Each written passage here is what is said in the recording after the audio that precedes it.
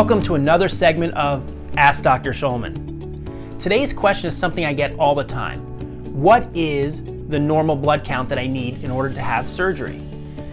This is a little bit of a complicated question because when people say blood count, they don't really mean their blood count.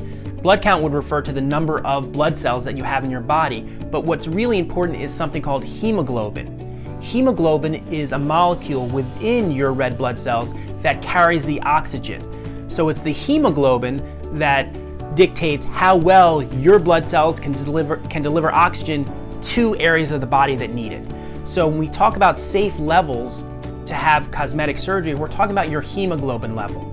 A normal hemoglobin level should be about 13.5 or above. So in order to be a candidate for elective cosmetic surgery, we want your hemoglobin level to be about normal. If it's low, a couple things can happen. If it's just a little bit low, maybe you're gonna have a tougher recovery because you're gonna feel a little bit more tired. It's gonna take you longer to get back to normal. If your level's even lower than that, then you can have some more serious complications. You can have heart palpitations, you can have a heart attack, you can have a stroke, all sorts of really bad things. So it's really important before you have elective cosmetic surgery to know what your hemoglobin level is.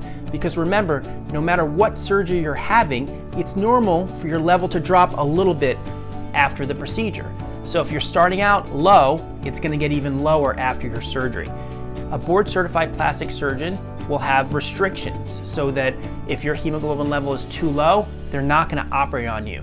So next time you go to your doctor, get your blood tests done, check out your hemoglobin level so you have an idea if you're going to be a candidate for surgery.